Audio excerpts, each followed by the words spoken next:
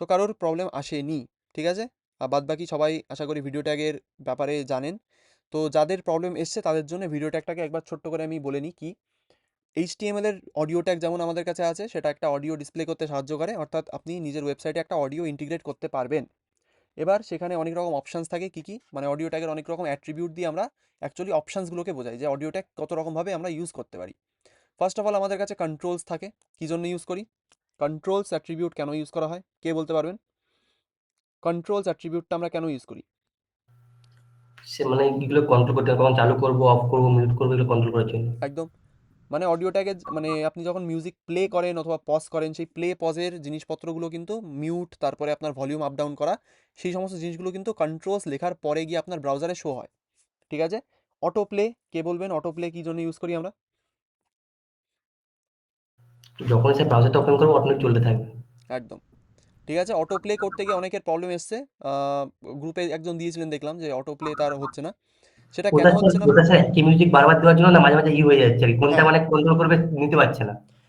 অটোটা মানে অডিও কিন্তু মানে একটা মিডিয়া ফরম্যাটের মধ্যে পড়ে, অটো প্লে কিন্তু দেওয়া মানে সেটা যদি কোনো বড় অডিও হয় সেটাও কিন্তু অটোমেটিক্যালি প্লে হওয়া শুরু হয়ে যায়, সেই কারণে ব্রাউজার কিছু কিছু জিনিস বাসা হচ্ছে রেস্ট্রিক্ট যখন করে। একটা মিউজিক বারবার ইউজ করছে না ওখানে, হুম। ওই জন্য আমি হচ্ছে চেষ্টা করছি ওইটা যখন মানে ডিটেক্ট করতে পারছি না কোনটাকে নেবে, ডিটেক্ট করতে পারছি না আর কি, ওই হুম জন্য মানে অটো চিন্তা করতে পারছে না। ঠিক আছে, একদম।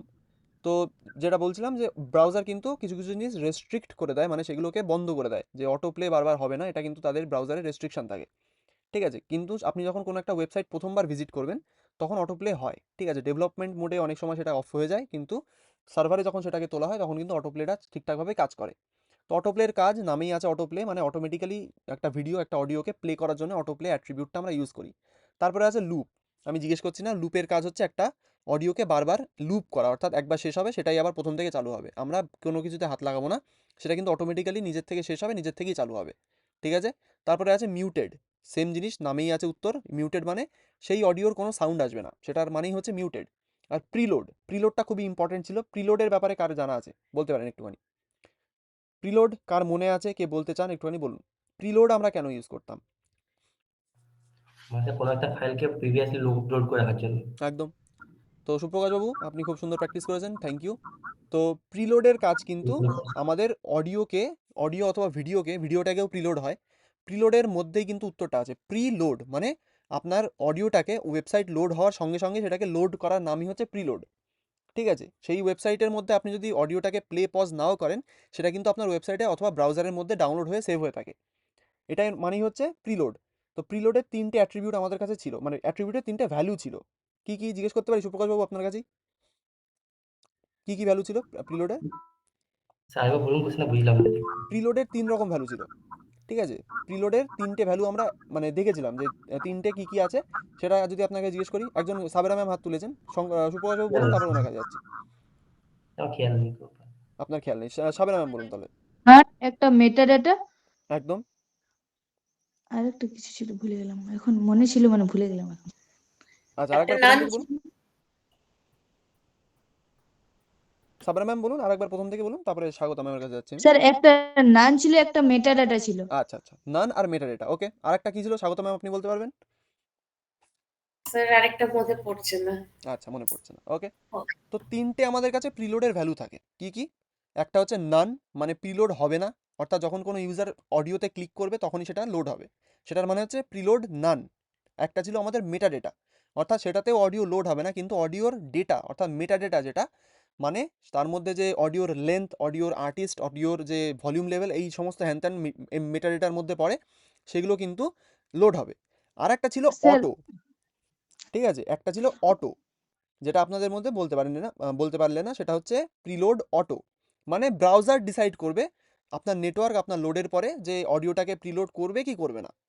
তিনটে ভ্যালু, নান, অটো, মেটাডেটা, ঠিক আছে। তিনটের কাজ আমরা জানি, এটাই কিন্তু ভিডিওটাকেও অ্যাপ্লিকেবল। অডিও আর ভিডিওতে কিন্তু এই তিনটে জিনিসই অ্যাপ্লিকেবল, বুঝতে পারলাম। তো তিনটে মনে রাখবেন, নান, মেটাডেটা আর একটা অটো। যদি তিনটে নিয়ে কোনো কোয়েশ্চেন থাকে একটুখানি রেকর্ডিং আগের দেওয়া আছে ওখানে, পুরোভাবে কমপ্লিটলি করা আছে ওখানে, ওটা একবার দেখে নেবেন, বুঝতে পারলাম। যারা বলতে পারলেন না হ্যান্ড রেজ করে দিন, বুঝতে পেরেছি। সাবের ম্যাম আপনি কিছু বলছিলেন, মাইকটা খুললেন হঠাৎ করে,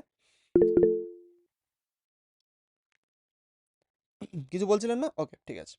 তাহলে মেটাডেটা আমাদের কমপ্লিট, মানে প্রিলোড দিয়ে আমরা অডিও ট্যাগটাকে বলতে পারলেন শেষ করলাম। এবার অডিও ট্যাগের আর একটা জিনিস হয় সোর্স। আমরা জানি কি কাজ করে। সোর্সের কাজ কোনো কিছুই না, একটা অডিওর সোর্স অ্যাড করার জন্য। এটা আমি আর জিজ্ঞেস করছি না, নামেই আছে সোর্স, মানে একটা অডিওর সোর্স অ্যাড করার জন্য এবং অডিওর টাইপ দেওয়ার জন্য সোর্স ট্যাগটা আমরা ইউজ করি। কোথায়? এইখানে দেখুন সোর্স বলে একটা ট্যাগ আছে, তার মধ্যে এসআরসির মধ্যে আমরা অ্যাকচুয়াল মিডিয়া যে অডিও যেটা আমাদের কাছে আছে সেটাকে আমরা এর মধ্যে প্রোভাইড করি। এটাই হচ্ছে সোর্সের কাজ। এবার সেম জিনিস আপনারা ফল ব্যাক বলে একটা জিনিস থাকে। ফল ব্যাকের মানে জিজ্ঞেস করতে পারি আপনাদের কাছে, কে বলবেন? একটু হ্যান্ড রেজ করুন। দেওয়াই আছে এখানে ফল ব্যাকের মানে। কেউ একটুখানি যদি নিজের ভাষায় বলতে চান, ফল ব্যাক বলতে আমরা কি বুঝি? অলরেডি যখন সে কোনো ব্রাউজারে মানে কোনো একটা জিনিসকে মানে এক্সিকিউট করতে পারবে না, তখন তার বদলে একটা ডিফল্ট এরর দেওয়ার জন্য কাইন্ড অফ ট্রু, বা একদম ডিফল্ট মেসেজ দেওয়ার জন্য হচ্ছে কি, যখন কোনো মানে ব্রাউজার এক্সিকিউট করছে ডিফল্ট মেসেজ দেওয়ার জন্য ফলোটা ইউজ একদম করছে। একদম ঠিক আছে। তো কাইন্ড অফ ট্রু, এটাকে যদি আর একটুখানি কেউ গুছিয়ে বলতে চান বলতে পারেন। স্যার ব্রাউজারে যদি আমার ফাইলটা ফরম্যাট যদি সাপোর্ট না করে, তখন ইউজারকে একটা মেসেজ প্রোভাইড করা হয়। একদম 100 ঠিক আছে, এই কথাটাই আমি শুনতে চাচ্ছিলাম যে সুপ্রকাশবাবু শুনে নিলেন আপনি আশা করি। তো ব্রাউজার হ্যাঁ, যখন কোনো অডিও ফরম্যাট সাপোর্ট করবে না, ধরুন আপনি দুটো অডিও ফরম্যাট দিয়েছেন, একটা ডট ওজিজি একটা ডট এমপি3, কোনো একটা ব্রাউজারে ধরুন আদম যুগের কোনো একটা ব্রাউজার, সেখানে দুটো ফাইল ফরম্যাটই সাপোর্টেড নেই, তখন আপনি একটা এরার মেসেজ দেখাতে চাইবেন যে আপনার ব্রাউজার কোনো অডিও মানে অডিও ফরম্যাটগুলো সাপোর্ট করে না। সেই জন্য এইটাকে বলা হয় একটা ফলব্যাক মেসেজ। ঠিক আছে, যেখানে আমরা একটা এরার প্রোভাইড করি যে অডিওটা সাপোর্টেড না আপনার ব্রাউজারের দ্বারা। এটাই হচ্ছে ফলব্যাক। সেম জিনিস এটাও আপনারা পাবেন কোথায়? ভিডিও ট্যাগের মধ্যে। চলে যাব ভিডিও ট্যাগে। ভিডিওর মধ্যেও দেখুন একটা সোর্স আছে, একটা ভিডিও ইওর ব্রাউজার, একটা ফলব্যাক মেসেজ আছে। সেম জিনিস অ্যাট্রিবিউটের মধ্যে আছে, এই সমস্ত কিন্তু ভিডিও ট্যাগেও অ্যাপ্লিকেবল। চলুন তাহলে ভিডিও ট্যাগটা একটুখানি এক্সপ্লোর করা যাক। আমরা ভিডিও ট্যাগটা আপনাদের সবার কাজ ছিল, বাড়ির কাজ, তো অনেকে করেছিলেন, খুব সুন্দর লাগলো দেখে আমার। অনেকে করতে পারেননি অথবা দেবেন পরবর্তীতে, যাদের করা হয়নি এখনও তারা একবার দেখে নেবেন, যদি প্রবলেম থাকে এখান থেকে সলভ হয়ে যাবে। ঠিক আছে, তো এখান থেকে আজকে কত তারিখ? আমাদের আজকে 22 তারিখ। ওকে, তো আমি এটাকে ডুপ্লিকেট করি, এটার নাম চেঞ্জ করি। আজকে কত কপি না, এটা আমাদের 22 তারিখ। ওকে, 22 তারিখ। এটাকে আমি ভিজুয়াল স্টুডিও করে ওপেন করবো, সরি এটাকে আমি এখানে রাখি। এটা আমি ভিজুয়াল স্টুডিও করে ওপেন করবো, just second. Visual studio code চলে এসছে, চলুন। তো এখানে একটু উইন্ডোটাকে বড় করি, ঠিক আছে, হয়ে গেল। এবার আমি এখান থেকে কি করব? লাইভ সার্ভারে শেয়ার করব, সবাই জানি, এটা কোনো জিজ্ঞেস করার কিছু নেই। এখান থেকে একটা ভিডিও আমার অ্যাড করা আছে, এটা জাস্ট আমি একটা ফোনের থেকে ভিডিও ক্রিয়েট করেছিলাম, সেটাই আমার এখানে দেওয়া, নাথিং মাচ। সেটা দিয়ে আমরা ভিডিও ট্যাগটাকে এক্সপ্লোর করবো। ওকে, ওপেন উইথ লাইভ সার্ভার করে দিই, ওপেন হয়ে যাক, হয়ে গেছে। এখানে আমাদের ইউটিউবের ভিডিও, তার সাথে গুগল ম্যাপ আগের দিন আমরা দেখেছিলাম। ঠিক আছে, এগুলো আমরা আইফ্রেম দিয়ে করেছিলাম এখানে। এটাও কিন্তু খুব সুন্দর একটা জিনিস। ঠিক আছে, এটা নিয়ে আশা করি কারোর কোনো প্রবলেম নেই। ইউটিউব থেকে কীভাবে ভিডিও কপি করবেন সেটা নিয়ে আশা করি কারোর কোনো প্রবলেম থাকার কথা না। যদি থাকে জিজ্ঞেস করতে পারেন, পরবর্তীতে একবার বলে দেবো। ওকে, আমাদের অডিও ট্যাগ হয়ে গেছিলো। আজকে আমাদের টপিক হচ্ছে ভিডিও ট্যাগ। আরও একটা জিনিস বলে দিই আপনাদের জন্য, যে কোড বেস আমি বানাচ্ছি, মানে যে প্রত্যেক দিনের কোড আমি যেভাবে সেভ করছি সেটা আপনাদের কাছে দিয়ে দেবো আমি। সেটা একটা ফোল্ডার শেয়ার করা থাকবে গুগল ড্রাইভে, সেটা আপনারা অ্যাক্সেস করে সেই ডেইলির কোড একদম তারিখ অনুযায়ী দেওয়া থাকবে, সেখান থেকে গিয়ে কিন্তু দেখে নিতে পারবেন। ঠিক আছে, এটা খুবই একটা ভালো বুদ্ধি, এটা আমার মাথায় ছিল না। ঠিক আছে, এটাও কিন্তু আমি আপনাদের প্রোভাইড করে দেবো, সেই কারণে কিন্তু ফোল্ডার স্ট্রাকচার মেনটেন করছি আমি, প্রত্যেক ডেট দিয়ে কিন্তু ফাইলগুলো আপলোড করা। ঠিক আছে, আপনারাও সেইখান থেকেই কিন্তু প্রত্যেক দিনের কোড ওখান থেকে দেখতে পারবেন। রেকর্ডিং দেখলেন, তার সাথে কোডটাও কিন্তু ওখান থেকে দেখে নিতে পারবেন। সিম্পল জিনিস, খুব সুন্দর। ওকে, তো ভিডিও ট্যাগের জন্য আমরা কি লিখি? লিখবো ভিডিও, সেভ করব। ভিডিও লিখে দেখুন এখানে একটা এসআরসি দিচ্ছে আমাকে, কিন্তু এসআরসিটা আমি ইউজ করব না। কেন? কারণ ভিডিওর জন্যও কিন্তু আমাদের অনেক রকম ফাইল ফরম্যাট সাপোর্টেড নাও থাকতে পারে। ঠিক আছে, ভিডিওরও কিন্তু অনেক রকমের ফাইল ফরম্যাট হয়, তার মধ্যে থেকে কিছু কিছু জিনিস হয়তো ভিডিওর ক্ষেত্রে স্পেশালি দেখবেন MKV বলে একটা ফাইল ফরম্যাট, জানা আছে কি MKV? কারো জানা আছে MKV বলে একটা ফাইল ফরম্যাট হয় ভিডিও? হ্যাঁ, হ্যাঁ sir, Yes, sir. Yes, sir. Video হ্যাঁ MKVটা তো আপনি যখন নিজের উইন্ডোজে চালাতে যাইবেন, মানে যাবেন, তখন একটা জিনিস ফেস করেছেন যে সেটা প্লে হয় না। হ্যাঁ স্যার, আমার এটা হয়েছিল প্রথমে, তারপর আমি চেঞ্জ করলাম আবার ওটা। হ্যাঁ, কেন হয়? কারণ MKV বলে যে ভিডিওর কোডেক থাকে, অ্যাকচুয়ালি ওটা ফরম্যাটও বলতে পারেন, কোডেকও বলতে পারেন, দুটোই অলমোস্ট সেম। তো ভিডিওর ওই ফরম্যাটটা কিন্তু নর্মাল উইন্ডোজের মিডিয়া প্লেয়ার সাপোর্ট করে না। তার জন্য কি ইউজ করতাম আমরা? VLC বলে একটা মিডিয়া প্লেয়ার হয়, খুবই ফেমাস, আমিও পার্সোনালি ইউজ করতাম। VLC দিয়ে কিন্তু আপনারা যে কোনো ফাইল ফরম্যাট কিন্তু সেখানে চালাতে পারবেন। ঠিক আছে, সেরকমই বিষয় কিন্তু ব্রাউজারের ক্ষেত্রে হতে পারে। আপনার ব্রাউজার হয়তো পুরনো ব্রাউজার, সে নতুন কোনো ভিডিও ফরম্যাট হয়তো সাপোর্ট করছে না, সেই কারণে আমরা মাল্টিপাল সোর্সেস প্রোভাইড করি। কিন্তু আমার কাছে আপাতত একটাই সোর্স ফাইল আছে, দেখুন এখানে ভিডিওর মধ্যে একটাই আমার ভিডিও আছে, সেটা একটা ফোনের থেকে একটা সুন্দর মানে একটা গাছপালার ভিডিও তোলা আমার, আর কিছুই না। এটা একটাই, এটা হয়তো MP4, হ্যাঁ এটা MP4 ফরম্যাট, ঠিক আছে। তো এখানে যদি আপনারা চাইছেন যে মাল্টিপল ভিডিও ফরম্যাট দেবেন, দিতেই পারেন, কোনো অসুবিধা নেই, সেটায় কোনো রেস্ট্রিকশন নেই, ঠিক আছে। কিন্তু আমি আজকে একটা দিয়েই করব, যেহেতু আমরা জানি মাল্টিপল দেওয়া যায়। তো আমি এখানে একটা সোর্স ট্যাগ নেব, এটাকে আমার না এটা সিঙ্গেল হয়, তো এর মধ্যে আমাদের SRC যাবে, SRC, ঠিক আছে। এবার আমাদের এখানে একজনের ভুল হয়েছিল যে স্যার আপনার ভুলটা কোথায় বলে দিই, হয়তো অনিন্দবাবুর ভুল হয়েছিল যে কিভাবে আমাদের সোর্সটা আমরা দিচ্ছি। তো দেখুন আমি ভিডিওটাকে কিন্তু একটা ফোল্ডারের মধ্যে রেখে দিয়েছি, এখানে দেখুন ভিডিওস বলে একটা ফোল্ডার বানিয়েছি, তার মধ্যে ভিডিওটাকে রেখে দিয়েছি। এটার কারণ কি? কারণ আমাদের কোডের মানে ফোল্ডার স্ট্রাকচারটাকে খুবই বলতে পারেন ক্লিন রাখতে হয়। সেই কারণে আমি ভিডিওর জন্য ভিডিও বলে ফোল্ডার, ইমেজের জন্য ইমেজ বলে ফোল্ডার, অডিওর জন্য অডিও বলে ফোল্ডার বানিয়ে রেখেছি, ঠিক আছে। তো আপনারাও আমি রেকমেন্ড করবো এরকম করে ফোল্ডার স্ট্রাকচার মেনটেন করুন, তাহলে কিন্তু কোডের সিম্পলিসিটিটা বজায় থাকবে, বুঝতে পারলাম। এবার আপনি এখানে কি করবেন, SRCর মধ্যে এখানে আপনাকে পাথ দিতে হবে, অর্থাৎ ফাইলের যে পাথ, অ্যাকচুয়াল ফাইল পাথ, এখানে আমাদের কি দিতে হবে, ভিডিওটা কোথায় আছে সেটা, ওকে। তো আপনি এখান থেকে কি করতে পারেন, এখানে আপনার ভিডিও ফোল্ডারের মধ্যে আছে, তো আমি এখানে সিম্পলি SRCর মধ্যে এরকম যদি স্ল্যাশ দিই, অথবা আমি স্ল্যাশ অথবা ডট স্ল্যাশ দুটোর মধ্যে একটা দিলেই চলে। ডট স্ল্যাশ দেওয়ার পরে আপনি এখান থেকে দেখুন এখানে সাজেশন দিচ্ছে ভিডিওসে যাবেন, ভিডিওসে গিয়ে আবার দেখুন এখানে অটোমেটিক্যালি আর একটা স্ল্যাশ নিয়েছে, নেওয়ার পরে আমাকে সেই ভিডিওটা এখানে দেখুন দেখাচ্ছে। আমি যদি এটাকে ক্লিক করি আমার ভিডিওটা এখানে অ্যাড হয়ে গেছে, ঠিক আছে। এটাই হচ্ছে ভিডিও এবং অডিও ইমেজ অ্যাড করা সব থেকে এফিসিয়েন্ট উপায়, এখানে কিন্তু ফোল্ডারের স্ট্রাকচারটা খুব মেনটেন থাকে, ওকে। তাহলে আমাদের আর একটা কী দিতে হবে, টাইপ আমাদের এখানে দিয়ে দিয়েছে video/mp4, ঠিক আছে, video/mp4, এটাই হচ্ছে ভিডিও টাইপ।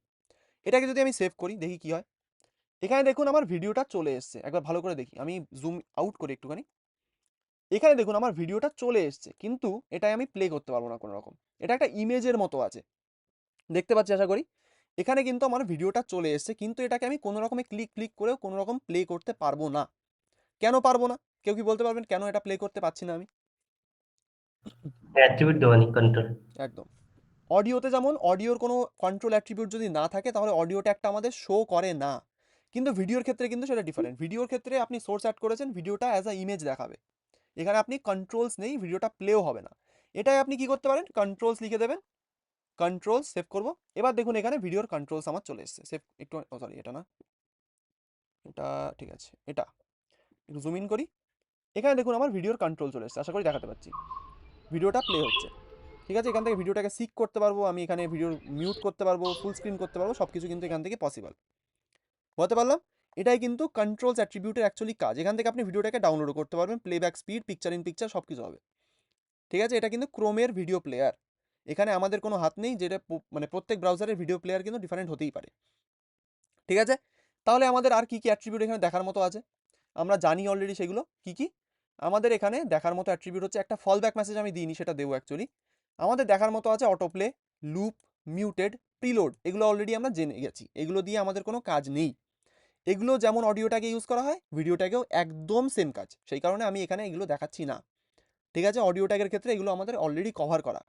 আজকে আমরা কোনটা দেখব, আজকে আমরা দেখব পোস্টার, ঠিক আছে। পোস্টার বলে একটা নতুন অ্যাট্রিবিউট আপনি এখানে দেখতে পারবেন, পোস্টার কথাটা শুনে কি আসতে পারে মাথায়, কেউ কি আমাকে একটু বলতে পারবেন পোস্টার কথাটার মানে, কার একদম প্রথমেই আপনার মাথায় কি আসছে, পোস্টার নামটা শুনে কি মনে হতে পারে, যা খুশি মাথায় আসছে সেটাই বলুন আমাকে, কোনো রকম স্যার one ওই type of banner. অ্যাডভার্টাইজমেন্ট করার সময় যেটা করানো হয় না সেটাই পোস্টার বলা হয় সাধারণত, যেটা আমরা দেখতে পাই রিয়েল লাইফে। আমার কাছে ব্যানার জাতীয় কিছু। আচ্ছা ব্যানার বললেন একজন, ওকে, সাবরা ম্যাম একটা কিছু বলেছেন, রাহুল দেববাবু কিছু বলছেন বলুন। হ্যাঁ স্যার, ব্যানার বললাম। ব্যানার, ওকে। তো আমরা তিনজনই ব্যানার বললাম, ব্যানারটা ক্লোজ, কিন্তু থাম্বনেল নামটা কে কে শুনেছেন, থাম্বনেল নামটা কে কে আমি শুনেছেন, শুনেছেন, সুপ্রকাশবাবু হ্যাঁ, শুনেছেন, হ্যাঁ খুব স্যার। সুন্দর। থাম্বনেল বলতে আমরা কি বুঝি, ইউটিউবের থাম্বনেল, আপনারা অনেক ইউটিউব ভিডিও দেখেন আজকাল, তো ইউটিউবের থাম্বনেল বলতে আমরা কি বুঝি, যে ইউটিউব ভিডিও প্লে হওয়ার আগে একটা ইমেজ, স্ট্যাটিক ইমেজ থাকে, সেখানে সেই ইউটিউবার তার সাথে তার কিছু কন্টেন্ট সেরকম কিন্তু দেওয়া থাকে। আমি যদি দেখি, কোথায় দেখবো সেটা, আমি youtube.com-এ যাবো, ঠিক আছে। এখানে গেলে ভিডিও প্লে হওয়ার আগে দেখুন এই যে প্রত্যেকটা ভিডিওর উপরে দেখুন একটা থাম্বনেল রয়েছে, যেটাকে আমরা কি বলি, থাম্বনেল। প্রত্যেকটা ভিডিওর একটা স্ট্যাটিক ছবি, মানে যেটা দেখে একটা মানুষ ক্লিক করে তার উপরে, সেটাই কিন্তু একটা থাম্বনেল, এবং ভিডিও ট্যাগের ক্ষেত্রে সেটাকে বলি আমরা একটা পোস্টার, বুঝতে পারলাম। ভিডিওটাকে আপনি যদি একটা থাম্বনেল অ্যাড করতে চান, অর্থাৎ আপনার যে ভিডিওটা অ্যাকচুয়াল ভিডিও সেটাকে যদি আপনি একটা থাম্বনেল বানাতে চান, ধরুন এই ভিডিওটা প্লে হওয়ার আগে একটা ইমেজ দেখাবে, তারপরে যখন প্লে করবেন তারপরে ভিডিওটা অ্যাকচুয়ালি প্লে হবে, সেটা আমরা অ্যাকচুয়ালি পোস্টার অ্যাট্রিবিউট দিয়ে করে থাকি। কিভাবে করে থাকি দেখাই। তার আগে এখানে উইথ আর হাইট বলে একটা অ্যাট্রিবিউট আছে, সেটাকে ইউজ করে আমি একটুখানি এই ভিডিও ট্যাগটাকে একটু ছোট করি, কারণ এটা খুবই ম্যাসিভ হয়ে রয়েছে পাশে, এটাকে একটু ছোট করে দিই, খুবই ইজি, কিছুই না। তো আমি এখানে উইথ দেবো, কোথায় গেল উইথ, কত দেওয়া যায়, ধরুন 600, সেভ করি, ওকে, ছোট হয়েছে একটু। অথবা আমি এখানে হাইট দিই, হাইটটা দিলে আমার একটু বেশি আমার ভালো হবে, ওকে, এটা সুন্দর, ঠিক আছে। এখানে আমার উইথ আর হাইট আমি চেঞ্জ করেছি, তাহলে আমার এটা দেখা যাচ্ছে। এবার এরপরে আমরা দেখব পোস্টার অ্যাট্রিবিউট। কি লিখবো, পোস্টার। পোস্টার লিখে আপনি যদি এই পোস্টারের পরে একবার হভার করি, দেখি ভিজুয়াল স্টুডিও কোড কিছু দেয় কিনা। না, আমাকে কোনো সাজেশন দিচ্ছে না, অথবা পোস্টার অ্যাট্রিবিউটটা কী কাজে লাগে সেটা আমাকে বলছে না এখন। ভিজুয়াল স্টুডিও কোড নর্মালি দিয়ে থাকে এটা, যেমন হাইটের পরে হভার করলেও দেয়, কিন্তু এখন কেন দিচ্ছে না আমি জানি না। কিন্তু পোস্টারের কাজ যেটা আমরা বললাম সেটাই, অর্থাৎ একটা ভিডিওর উপরে থাম্বনেল লাগানোর জন্য। তো এখানে একটা ইমেজ আমি তুলি কোনো জায়গার থেকে, ধরুন আমি কোনো একটা ইমেজ তুলছি গুগল থেকেই, ইমেজ অ্যাবাউট ট্রিজ, ঠিক আছে, গাছের ছবি একটা নিলাম আমি যে কোনো এক জায়গার থেকে, ধরুন এটাই তুলছি, ঠিক আছে। এটাকে আমি ওপেন করব না, আমি এখান থেকে ইমেজের অ্যাড্রেসটা কপি করে দেখি হয় কিনা। কপি ইমেজ অ্যাড্রেস, যদি না চলে মারবেন না দয়া করে, দেখি, সেভ করি। এবার দেখুন আমি পোস্টারের মধ্যে একটা ইমেজের লিঙ্ক প্রোভাইড করলাম, যেটাকে আমরা কোথা থেকে আনলাম, গুগল থেকে। ভিডিওর ওপরে কিন্তু সেই ইমেজটা অ্যাজ আ থাম্বনেল কিন্তু চলে এসছে। এবার যদি আমি ভিডিওটা প্লে করি কি হবে দেখা যাক। দেখুন ভিডিওটা প্লে করলাম, আমার ভিডিওটা প্লে হওয়া শুরু হয়ে গেছে। এটাকে পজ করি, ভিডিওটা কিন্তু প্লে পজ করতে পারছি আমরা, সব কিছুই হচ্ছে, কিন্তু পেজটাকে যে রিলোড করব, দেখুন আমার থাম্বনেল হিসেবে এই ইমেজটা আমার রয়েছে, যেটা আমি কোথা থেকে আনলাম, আমি নিয়ে আসলাম গুগল থেকে। পোস্টার অ্যাট্রিবিউটের কাজ বোঝাতে পেরেছি। এখানে আপনি ইউটিউবে থাম্বনেলও চিপকাতে পারবেন, যে কোনো থাম্বনেল এইভাবে একটা ভিডিওর উপরে কিন্তু আপনি লাগাতে পারবেন। এটাই হচ্ছে পোস্টার অ্যাট্রিবিউটের কাজ। বোঝাতে পেরেছি, হ্যাঁ কি না, হ্যান্ড রেজ করে দিন। পোস্টার অ্যাট্রিবিউটের কাজ বোঝাতে পেরেছি, খুবই ইজি, কিচ্ছু নেই। ইউটিউবের থাম্বনেল যেমন হয় এটা দিয়েও কিন্তু সেম কাজ করা হয়। রাহুল দেববাবু বুঝতে পারেননি? রাহুল দেববাবু শুনতে পাচ্ছেন? ওকে, হ্যান্ড রেজ করে দিয়েছেন, আই হোপ বুঝতে পেরেছেন। পোস্টার অ্যাট্রিবিউটের কাজ এটাই। উইথ আর হাইট, এটা আমি জিজ্ঞেস করতে চাই না আপনাদের কাছে, অনেকেই জানেন উইথ আর হাইটের কাজ কি। উইথ আর হাইটের কাজ যেমন নাম তেমনই কাজ, সেটা হচ্ছে একটা ভিডিওর উইথ অর্থাৎ কতটা চওড়া হবে, কতটা লম্বা হবে, সেটা কিন্তু উইথ আর হাইট দিয়ে আমরা করে থাকি, ব্যাস এইটুকুই তার কাজ। এখানে একটা জিনিস মিসিং আছে, সেটা আমি মিসিং রাখবো না, সেটা হচ্ছে একটা ফলব্যাক। এখানে আমি একটা ফলব্যাক মেসেজ দিয়ে দিচ্ছি, your browser does not support the video format, okay, save করি, হয়ে গেছে। ব্যাস আমাদের ভিডিও ট্যাগ এখানেই কমপ্লিট। এবার বাদ বাকি আপনার যত রকম অ্যাট্রিবিউট আছে এখানে, সেগুলোকে আপনি এক্সপ্লোর করুন।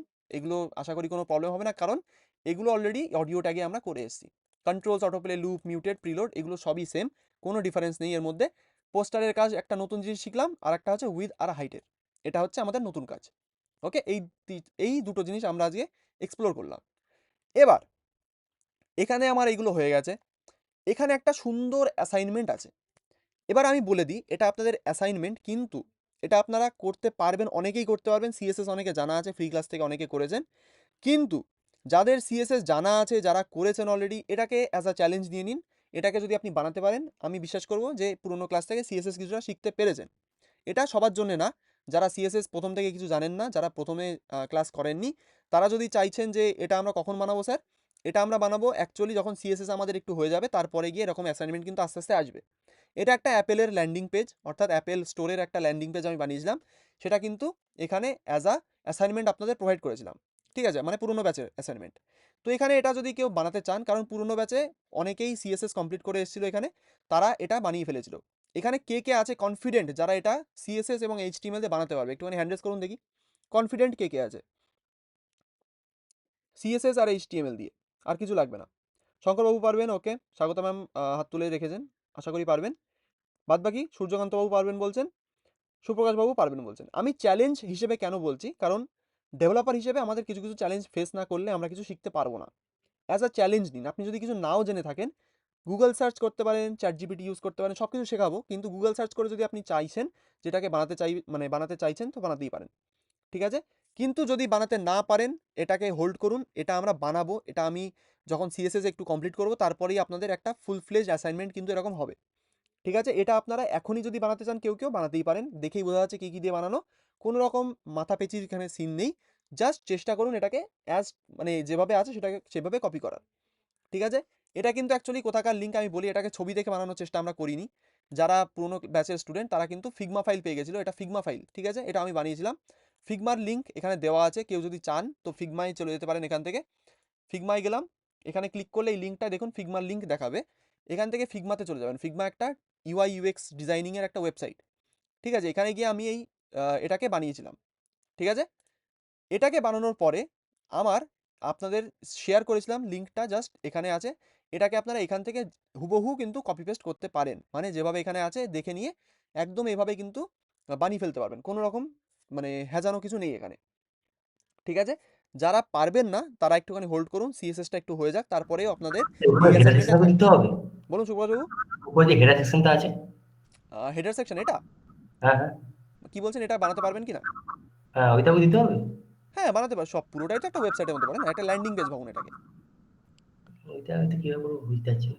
ঠিক আছে, যদি না বুঝতে পারেন ঠিক আছে, বুঝতে যেটুকু পারবো, পারছেন চেষ্টা করবো। সেটুকু করুন, আমার কথা সেটাই। ঠিক ঠিক আছে, আছে, চেষ্টা কিন্তু করবো। যারা পারছেন না তারা ডিমোটিভেটেড হবেন না, কারণ এটা কিন্তু পরবর্তীতে আপনাদের অ্যাসাইনমেন্ট আবার আসবে যখন আমরা সিএসএসটাকে একটুখানি করে নেব। যারা অলরেডি সিএসএস জানে, অর্থাৎ পুরোনো ক্লাসে যারা করেছে ফ্রি ক্লাসে সিএসএস যারা অলরেডি জানে কিছুটা, তাদের জন্য এটা একটা অ্যাজ এ চ্যালেঞ্জ আমি দিচ্ছি, এটাকে কিন্তু অ্যাসাইনমেন্ট ভাববেন না, এটা অ্যাজ এ চ্যালেঞ্জ আপনারা নিন, যে পারছেন কিনা সেটা দেখতে হবে আপনাদের। ঠিক আছে, এটাই কিন্তু এখানকার কাজ। এবার এটা যদি আপনারা পারেন খুবই সুন্দর, আমি রেকমেন্ড করবো এটা করার, কিন্তু যারা পারবেন না হোল্ড করুন। ঠিক আছে, তারপরে এটা কিন্তু আপনাদের সাথে আমি বসেই কোড করব, অর্থাৎ একদিন এমন একটা ক্লাস হবে যেখানে আমি পুরোটাই আমি বানাবো আপনাদের সঙ্গে বসে। ঠিক আছে, সেটা কিন্তু সেই দিনের ক্লাসে আমরা দেখতে পারবো, সেটা আপনাদের অ্যাসাইনমেন্ট সাবমিট করার পরে যখন আমি দেবো। এটা ক্লিয়ার? এটা আমাদের হয়ে গেছে। এবার আমাদের যে মজার একটা খেলার কথা বলছিলাম সেটা আসা যাক। বলতে পেরেছি ইনলাইন আর ব্লক লেভেল খুবই ইম্পর্টেন্ট জিনিস, আগেও আমরা ডিসকাস করেছি এটার বিষয়ে, কিন্তু ইনলাইন আর ব্লক লেভেলের মধ্যে কিন্তু আরও কিছু কিছু ডিফারেন্সেস আছে, সেটা আমরা আজকে দেখব। ঠিক আছে, সেটা আজকে দেখব এবং আপনাদের একটা টাস্ক থাকবে, সেটা আপনাদের করে দেখাতে হবে। বলতে পারলাম তো ইনলাইন আর ব্লক লেভেলের মধ্যে ডিফারেন্সটা কি সেটা একবার চলে আসা যাক। আমরা ইনলাইন আর ব্লক লেভেল বলতে আমি আগের দিন এক্সপ্লেন করেছিলাম, যদিও এটা যদি কারো মনে থাকে বলতে পারেন যে ইনলাইন আর ব্লকের মধ্যে ডিফারেন্স কি। কেউ কি আছেন এখানে বলতে পারবেন ইনলাইন আর ব্লক লেভেলের মধ্যে ডিফারেন্স? কেউ যদি বলতে চান প্লিজ বলুন। সাবনা ম্যাম বলতে চান, বলুন। স্যার ব্লক লেভেলে অনেকগুলা উম, মানে অনেকগুলা ট্যাগ কন্টেইন করে থাকবে ব্লক লেভেল কোডে, আর ইনলাইন কোডে একটা নির্দিষ্ট ট্যাগে থাকবে, যেমন আইএমজি একটা নির্দিষ্ট লিঙ্কে মানে কন্টেইন করবে, কিন্তু ব্লক লেভেলে সেখানে স্টার্টিং ট্যাগও থাকে, এন্ডিং ট্যাগও থাকে, তার মাঝে অনেকগুলো ট্যাগ থাকে বা অনেক কিছু থাকে। ঠিক আছে, ইনলাইনটা আপনি ঠিকঠাক বলেছেন, কিন্তু ব্লক লেভেলে এসে একটুখানি ভুল হয়ে গেছে, অসুবিধা নেই, আমি বলছি। ইনলাইন আর ব্লক লেভেল দুটোর মধ্যে সিম্পল ডিফারেন্স ভাবুন। ইনলাইন নামেই আছে ইন লাইন, ঠিক আছে, মানে সে তার লাইনটাকে ব্রেক করবে না। মানে আপনি যদি কোনো একটা ইনলাইন ট্যাগ নেন, যেমন ইনলাইন ট্যাগের এক্সাম্পল এখানে দেওয়া আছে, এখান থেকে দেখতে পারেন। ঠিক আছে, ইনলাইন ট্যাগের মধ্যে কি কি আছে, একটা দেখুন অ্যাঙ্কার ট্যাগ রয়েছে, একটা স্প্যান ট্যাগ রয়েছে, একটা ইমেজ ট্যাগ রয়েছে, একটা স্ট্রং ট্যাগ রয়েছে, এমফেসিস ট্যাগ রয়েছে, ইনপুট ট্যাগ, লেবেল ট্যাগ, এর বাইরেও অনেক ট্যাগ আছে। ঠিক আছে, এগুলোকে কেন ইনলাইন বলা হয় এক এক করে ইউজ করে দেখা যাক, চলুন। ইনলাইন ট্যাগের কাজই হচ্ছে সে জাস্ট নিজের জায়গাটুকু নিয়েই বসে থাকে, সে অন্যকে নিচে নামিয়ে দেয় না, এটাই হচ্ছে ইনলাইনের কাজ। মানে কি, মানে যদি আপনাকে এখানে একটা অ্যাঙ্কার ট্যাগ নিয়ে দেখাচ্ছি, ধরুন এখানে আমি একটা অ্যাঙ্কার ট্যাগ নিলাম https:// google.com, ঠিক আছে, এটা আমি নিলাম, গো টু গুগল, সেভ করি। এখানে দেখুন আমার google.com চলে এসছে, একটুখানি জুম ইন করি, এই যে google.com আমি দেখতে পাচ্ছি। আমি যদি আর একটা অ্যাঙ্কার ট্যাগ নিয়ে নিই, ধরুন এখান থেকে আমি আর একটা অ্যাঙ্কার ট্যাগ নিলাম, ঠিক আছে, দুটো আমার অ্যাঙ্কার ট্যাগ একটা ওয়েবসাইটে থাকতেই পারে, কোনো ম্যাটার নেই। আমি যদি কোডটাকে সেভ করি, দেখা যাক কি হয়। আমি কোডটাকে সেভ করলাম, কিন্তু লিঙ্ক দুটো একে অপরের পাশে কেন আসছে, কোয়েশ্চেন তো আসতেই পারে মাথায়। আমি যখন অ্যাঙ্কার ট্যাগ দুটোকে সেভ করলাম, অ্যাঙ্কার ট্যাগ দুটো তো একে অপরের মানে দেখুন কোডে কিন্তু ওপর নিচে রয়েছে, কিন্তু আউটপুট স্ক্রিনে এটা কেন পাশাপাশি চলে গেল, এটা কিন্তু সিএসএস এ গেলে আপনারা বহুতবার ফেস করবেন, এটা আমার গ্যারান্টি। তখন গিয়ে কিন্তু এই ইনলাইন আর ব্লকের মধ্যে ডিফারেন্সটা আরও ভালোভাবে বুঝতে পারবেন এবং এগুলোকে কাজে লাগাতে পারবেন আরও অনেক রকমভাবে। ঠিক আছে, ইনলাইনের কাজই হচ্ছে তার কন্টেন্ট যেটুকু, কন্টেন্ট বলতে আমরা কোনটুকুকে বুঝি, একটা ট্যাগের মধ্যে স্টার্টিং ট্যাগ থাকে আর একটা এন্ডিং ট্যাগ থাকে। সেই স্টার্টিং ট্যাগ আর এন্ডিং ট্যাগের মধ্যে যেটুকু আমাদের লেখা থাকে, অর্থাৎ এই যে গো টু গুগল বলে লেখা আছে, এটা কিন্তু একটা কন্টেন্ট। এটাকে কি বলা হয়? একটা কন্টেন্ট, একটা ট্যাগের কন্টেন্ট। কন্টেন্টটা যেটুকু জায়গা নিয়ে থাকতে চায়, ইনলাইন ট্যাগগুলো কিন্তু সেইটুকু জায়গা নিয়েই থাকে। অর্থাৎ একটা কন্টেন্ট এইটুকু জায়গা নিয়ে আছে গো টু গুগল, ইনলাইন ট্যাগগুলো কিন্তু এইটুকু জায়গায় তাকে অ্যালোকেট করবে, এর বাইরে কিন্তু সে যাবে না। অর্থাৎ ব্লক লেভেল ট্যাগে দেখলে আপনি বুঝতে পারবেন কি কথা বলতে চাইছি। জাস্ট মনে রাখুন, ইনলাইন ট্যাগ জাস্ট নিজের জায়গাটুকু, নিজের কন্টেন্টের জায়গাটুকু নিয়ে থাকে।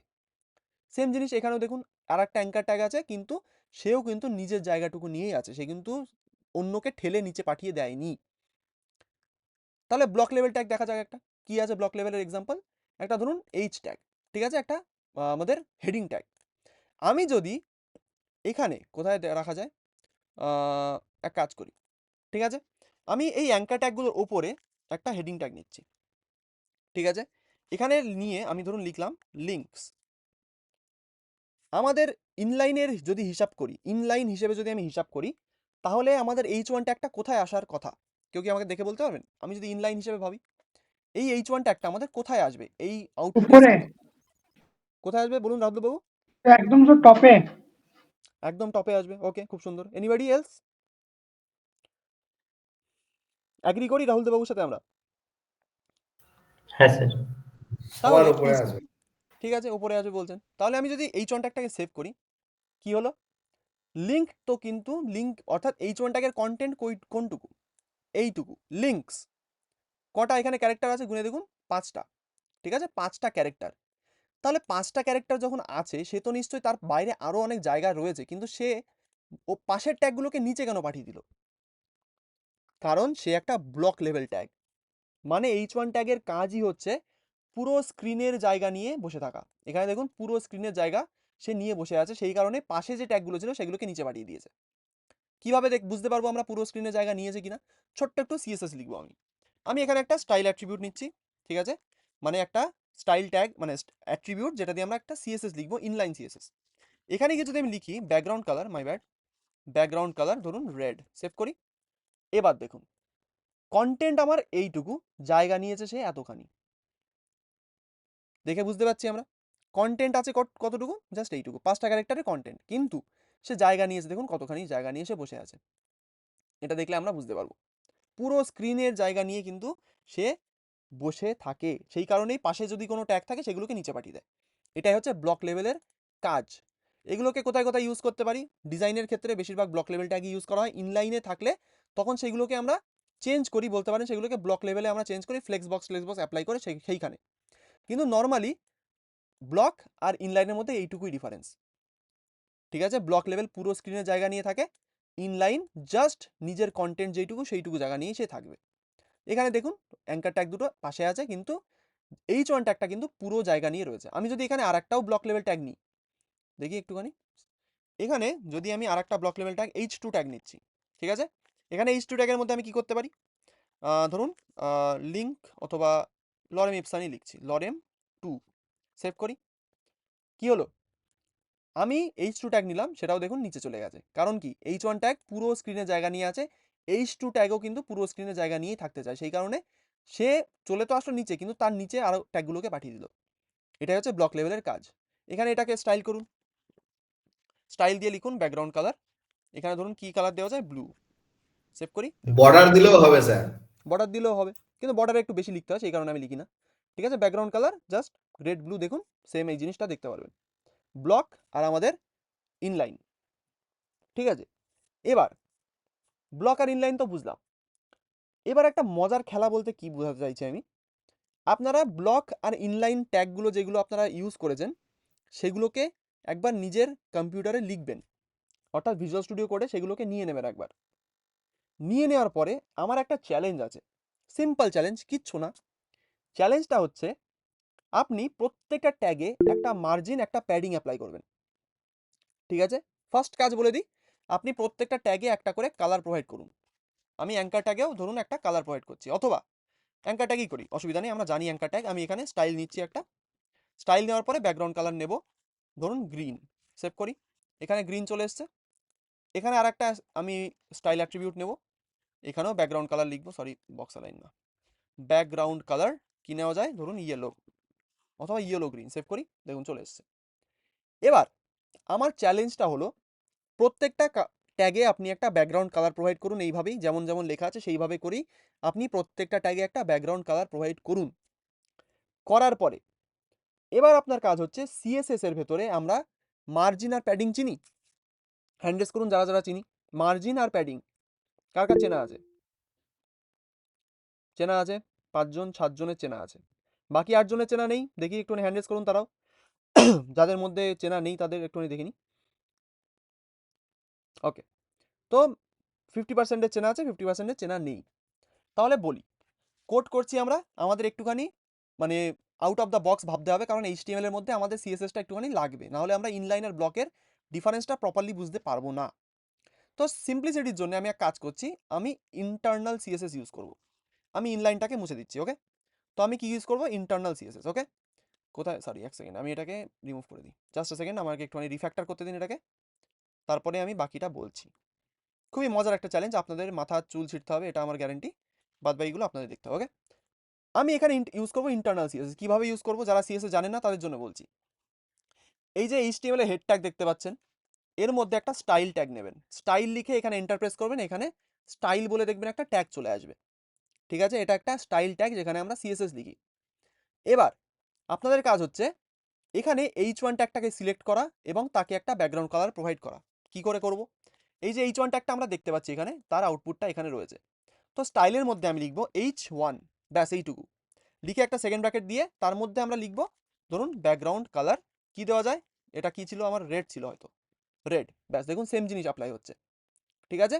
অথবা আমি একটু স্যাডেল কালার নিয়ে নিই, আমি কি কাজ করি, একটা এলাইস ব্লু বলে একটা সুন্দর কালার হয়, দেখাই যায় না, সরি, কি কালার নেওয়া যেতে পারে, সায়ান, সায়ান, ওকে, এটা একটা ভালো কালার।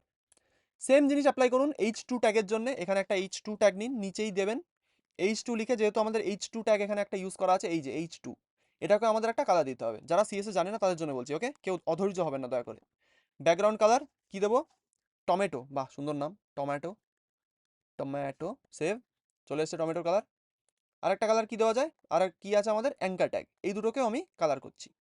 একটা এ লিখবো, এ লিখে এখানে কি কালার দেবো, ব্যাকগ্রাউন্ড কালার ধরুন কি দেওয়া যায়, ইয়েলো অথবা ইয়েলো গ্রিন, সেভ করি, ব্যাস। ডিফারেন্সটা আপনাদের বুঝতে হবে, কিভাবে বুঝবেন আপনারা, H1 আর H2 ট্যাগ কিন্তু আমাদের ব্লক লেভেল ট্যাগ। আমি এক কাজ করি, এটাকেও সায়ান করি, তাহলে দুটোর মধ্যে ডিফারেন্সটা ভালোভাবে বোঝা যাবে। এই যে নীল কালারে যে দুটো ট্যাগ আছে, এই দুটো হচ্ছে একটা ব্লক লেভেল ট্যাগ, দুটো কি ব্লক লেভেল ট্যাগ। যেখানে আমাদের গ্রিন কালারের ট্যাগ দুটো আছে, এটা আমাদের একটা ইনলাইন ট্যাগ, দেখে আমরা বুঝতে পারছি, হ্যাঁ কিনা একটু বলুন দেখি, ব্লক লেভেল আর ইনলাইনের মধ্যে ডিফারেন্সটা এখানে দেখে বুঝতে পারছি কি, হ্যাঁ কিনা সেটা বলুন একবার, বুঝতে পারছি, হ্যাঁ স্যার, বুঝতে পারছি। ওকে।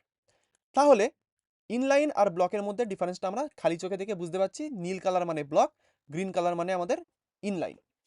এবার আপনাদের মজার টাস্ক হচ্ছে, যারা জানেন অলরেডি, এখানে H1 ট্যাগে মার্জিন অ্যাপ্লাই করুন, সরি প্যাডিং অ্যাপ্লাই করুন, একটা H1 ট্যাগে একটা প্যাডিং অ্যাপ্লাই করুন।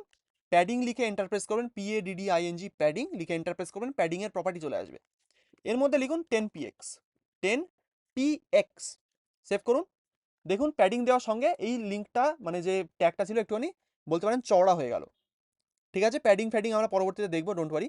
তো লিঙ্ক লেখার সঙ্গেই আমাদের প্যাডিং দেওয়ার সঙ্গে দেখবেন H1 ট্যাগটা একটুখানি চওড়া হয়ে গেছে। H2 ট্যাগেও আপনারা একটা প্যাডিং অ্যাপ্লাই করুন। প্যাডিং অ্যাপ্লাই করে কি করবেন, এখানে 20 পিক্সেল অথবা 10 পিক্সেল যা খুশি আপনি এখানে প্রোভাইড করুন, 10 পিক্সেল, সেভ করবেন। এটাও দেখবেন একটুখানি চওড়া হয়ে যাবে, ঠিক আছে। প্যাডিং দুটোতে এবার অ্যাপ্লাই করেছি।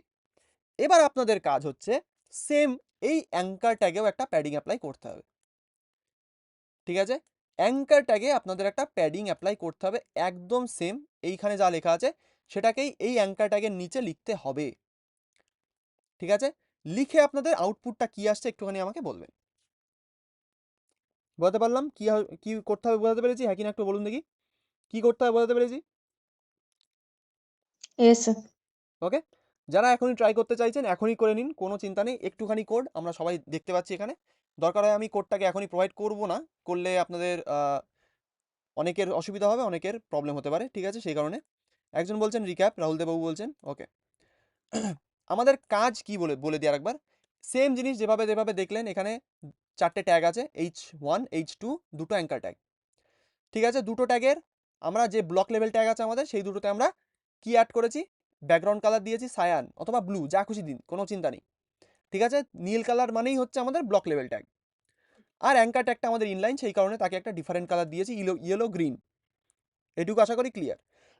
আপনাদের কাজ হচ্ছে H1 ট্যাগে যেমন প্যাডিং অ্যাপ্লাই করা আছে, H2 ট্যাগে যেমন প্যাডিং অ্যাপ্লাই করা আছে, সেরকমই অ্যাঙ্কার ট্যাগে একটা প্যাডিং আপনাদের দিতে হবে।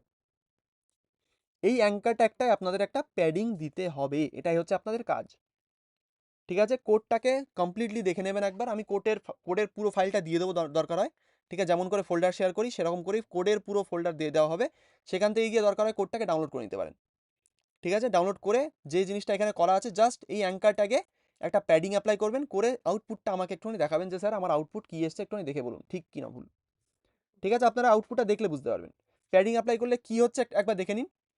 আমি যদি H2 ট্যাগ থেকে প্যাডিংটাকে সরিয়ে দিই, দেখুন এখানে H2 ট্যাগটা একটু পাতলা হয়ে গেছে, অর্থাৎ ব্যাকগ্রাউন্ড কালারটা একটুখানি সরে আসলো ভিতরের দিকে।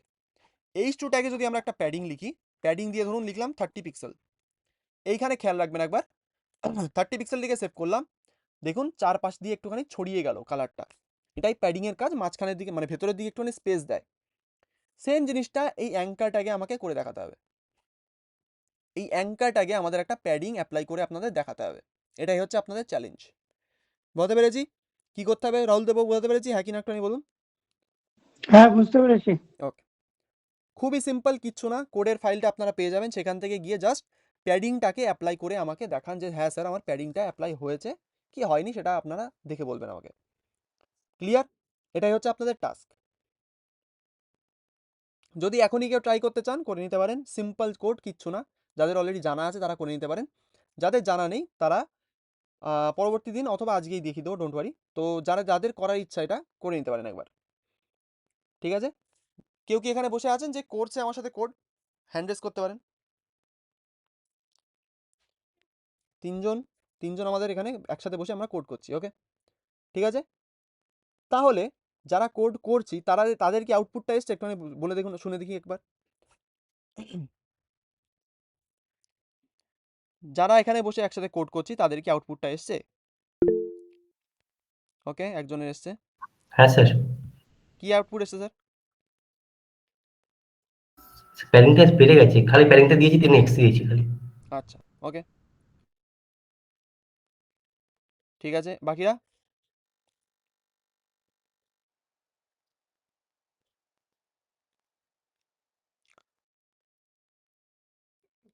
বাকিরা একটুখানি বলে, যারা কোড করছেন আমার সাথে একটুখানি বলুন।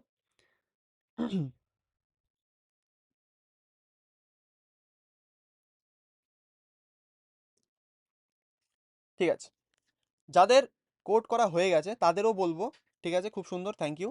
কিন্তু যাদের হয়নি তারা এবার আমার সাথে কোডটা করবেন, ঠিক আছে? পরবর্তী দিনে যখন রেকর্ডিংটা দেখবেন তখন আপনারা এটা করবেন একবার। অ্যাঙ্কার ট্যাগে আমি যদি প্যাডিং অ্যাপ্লাই করি দেখি হয় কিনা একবার, যদি হয়ে যায় তো খুব ভালো। 10 পিক্সেল সেভ করলাম, ঠিক আছে? অ্যাঙ্কার ট্যাগে আমার প্যাডিংটা অ্যাপ্লাই হয়েছে, কিন্তু অ্যাঙ্কার ট্যাগ হচ্ছে আমাদের একটা ইনলাইন এলিমেন্ট, ঠিক আছে? ইনলাইন এলিমেন্ট বলতে কোন কোন ট্যাগগুলোকে আমরা চিনি, এখানে দেখুন anchor tag, span tag, image tag, strong tag, em tag, input tag, label tag, এগুলো হচ্ছে সবকটাই এক একটা ইনলাইন এলিমেন্ট, ঠিক আছে? অ্যাঙ্কার ট্যাগও একটা ইনলাইন এলিমেন্ট। আপনি যদি গুগল করেন যে অ্যাঙ্কার ট্যাগে কি প্যাডিং অ্যাপ্লাই করা যায়, সেখানে প্রবাবল অ্যান্সার আপনি পাবেন যে সেখানে প্যাডিং অ্যাপ্লাই হয় না। কেন অ্যাপ্লাই হয় না? কারণ প্যাডিং, মার্জিন সেগুলো একমাত্র ব্লক লেভেল ট্যাগের জন্যই সীমিত। তাহলে এখানে প্যাডিংটা অ্যাপ্লাই কেন হলো? কারণ সিএসএস এর ভেতরে আপডেটস আসতে থাকে, সেখানে আমাদের প্যাডিংটা এখন দিলে আমাদের হচ্ছে, কিন্তু কোনো না কোনো দিনে আপনাদের এই ইস্যুটা আসতেই পারতো। অর্থাৎ আপনারা কোনো একটা ট্যাগ নিয়েছেন, সেখানে একটা প্যাডিং আর মার্জিন অ্যাপ্লাই করার চেষ্টা করছেন, সেখানে আপনার প্যাডিং আর মার্জিন অ্যাপ্লাই হচ্ছে না, এটা আপনার এরারটা আসতেই পারতো। কেন আসতে পারতো? কারণ ইনলাইন ট্যাগে কোনোদিন মার্জিন আর প্যাডিং অ্যাপ্লাই করা যায় না, এটা অ্যাকচুয়ালি সিএসএস এর একটা, ভাবতে পারেন যে থিওরি, ঠিক আছে? ইনলাইন ট্যাগে মার্জিন আর প্যাডিং অ্যাপ্লাই হয় না। সেটা আমরা কেন বলছি আজকে? কারণ আমাদের এখানে যে ইনলাইন আর ব্লকের মধ্যে ডিফারেন্সটা বললাম, সেখানে মাত্র দুটো ডিফারেন্স। একটা কি? একটা হচ্ছে পুরো স্ক্রিনের জায়গা নেয়, ইনলাইন ট্যাগ পুরো স্ক্রিনের জায়গা নেয় না। আর একটা ডিফারেন্স কি? সেটা হচ্ছে ব্লক লেভেল যে এলিমেন্ট, যেমন আমাদের এইচ ট্যাগ আর একটা আমাদের H2, H1 আর H2, এই দুটোতে আমরা মার্জিন আর প্যাডিং অ্যাপ্লাই করতে পারবো, কিন্তু ইনলাইন ট্যাগে আমাদের মার্জিন আর প্যাডিং অ্যাপ্লাই হয় না। কিন্তু এখানে কেন হলো? কারণ সিএসএস আপডেট দিতে থাকে, সেটা ফিক্স করতে থাকে। ঠিক আছে, সেটা হয়তো পরবর্তী দিনে ফিক্স করেছে। আমি যদি সেম জিনিসটা একটা স্প্যান ট্যাগের সাথে করার চেষ্টা করি, ওকে, আমি এখানে একটা স্প্যান ট্যাগ নিচ্ছি। স্প্যান ট্যাগ দেখুন, এখানে একটা স্প্যান বলেও ট্যাগ থাকবে। কোথায় আছে? এই যে স্প্যান। ঠিক আছে, স্প্যান ট্যাগ। এই স্প্যান ট্যাগে আমি যদি এখন কিছু একটা লিখি, ধরুন কি লেখা যায়, লরেম। ঠিক আছে, এত বড় একটা টেক্সট আসলো। ঠিক আছে, টেক্সট এসছে লরেম। দেখুন এটা পাশের থেকে শুরু হয়েছে, নিচে পর্যন্ত গেছে। ঠিক আছে, এই স্প্যান ট্যাগটাকে একবার সিলেক্ট করি, সেম জিনিস করবো এখানে। স্প্যান, এখানে ব্যাকগ্রাউন্ড কালার দিই, ধরুন কি দেওয়া যায়, oh sorry, background colour yellow green. Save করি, এটাকে একটা প্যাডিং দেওয়ার চেষ্টা করি, দেখি 2 পিক্সেল। ওকে, এটা তো প্যাডিং নিচ্ছে, কিন্তু সিএসএস এর ভেতরে লজিকটা কিন্তু ইনলাইন ট্যাগের ক্ষেত্রে প্যাডিং অ্যাপ্লাই হয় না। এখানে কেন অ্যাপ্লাই হচ্ছে সেটা দেখতে গেলে আপনাকে এখন বলতে পারি ইন্সপেক্টে গিয়ে এলিমেন্টসে গিয়ে দেখতে হবে সেটা কেন ক্রোমে গিয়ে অ্যাপ্লাই হচ্ছে। সেটা ক্রোমিয়াম টাইপের ব্রাউজারের জন্য ইউজ করা হয়। ঠিক আছে, কিন্তু ডিসপ্লে ইনলাইন, দেখি এটা ইউজ করলে আমাদের হয় কিনা, সেভ করি। ওকে, ডিসপ্লে ইনলাইন আছে, সেখানেও আমাদের অ্যাপ্লাই হচ্ছে। ঠিক আছে, এখানে কিন্তু ইনলাইন ব্লক এরকম ডিসপ্লে প্রপার্টি আপনারা দেখবেন পরবর্তীতে, সেটা আমি বলে দিচ্ছি। কিন্তু আপনারা গুগল করে দেখতে পারেন যে প্যাডিং, কিন্তু প্যাডিং আর মার্জিন ইনলাইন, মানে ইনলাইন লেভেল ট্যাগের ক্ষেত্রে কিন্তু অ্যাপ্লিকেবল নয়। বলতে পারলাম, এটা পরবর্তী দিনে যদি কোনোদিন ইস্যু আসে আপনাদের, যে কোনো একটা ট্যাগে আপনি প্যাডিং অ্যাপ্লাই করছেন, আজকেই আমার এসছে সেই কারণে আমার মনে পড়লো, এই যদি ইস্যুটা আপনাদের আসে তখন আপনাদের মনে রাখতে হবে, সবার প্রথমে মনে রাখবেন যে ইনলাইন ট্যাগে মার্জিন প্যাডিং মাঝে মধ্যে অ্যাপ্লাই হয় না। সেটাকে আপনার খেয়াল রাখতে হবে। যদি এরকম কোনো দিন ইস্যু আসে, প্যাডিং দিচ্ছেন নিচ্ছে না, তখন দেখবেন যে সেটা ইনলাইন ট্যাগ না, ব্লক লেভেল ট্যাগ। ঠিক আছে, এটাই হচ্ছে বলতে পারেন যে একটা মজার খেলা ছিল, কিন্তু এখানে মজাটা ভেস্তে গেল কিসের জন্য? আমাদের ইনলাইন ট্যাগে প্যাডিংটা অ্যাপ্লাই করে দিচ্ছে ক্রোমিয়াম, সেই কারণে। মানে ক্রোম টাইপের ব্রাউজারে ইনলাইন ট্যাগে প্যাডিং আমরা অ্যাপ্লাই করে দিচ্ছে। ঠিক আছে, কিন্তু অনেক জায়গায় ইনলাইন ট্যাগে আমাদের প্যাডিং অ্যাপ্লাই হয় না। সেই ইস্যুটা যদি আপনাদের ফেস মানে করতে হয় কোনো দিন, তখন মনে রাখবেন জিনিসটা। ঠিক আছে, বলতে পেরেছি, সিম্পল জিনিস, কিচ্ছু না। ওকে, তারপরে আজকে আমাদের 9:47, ওকে, তাহলে আমরা একটুখানি অন্য কিছু জিনিসে চলে যাই। আরেকটা ডিফারেন্স আছে স্যার, বলুন বলুন। ব্লক ট্যাগের ভেতরে ইনলাইন ট্যাগ দেয়া যায়, যায়, কিন্তু ইনলাইন ট্যাগের ভেতরে ব্লক ট্যাগ ইউজ করা যায় না। ইনলাইন ট্যাগের মধ্যে ব্লক লেভেল ট্যাগ ইউজ করা যায় না, মানে আপনি বলতে চাইছেন স্প্যানের মধ্যে আমরা ডিভ ইউজ করতে পারি বা ওরকম কিছু? হ্যাঁ স্যার, স্প্যানের মধ্যে তো ডিবি ইউজ করা যাবে না। ঠিক আছে, দেখা যাক। স্প্যান ট্যাগের মধ্যে, স্প্যান হচ্ছে একটা ইনলাইন ট্যাগ, চলুন তাহলে এর মধ্যে যদি একটা H1 ট্যাগ নিই, সেভ করি, এক সেকেন্ড, এক কাজ করি, এখান থেকে অ্যাঙ্কার ট্যাগের আমি এটাকে রিমুভ করে দিচ্ছি।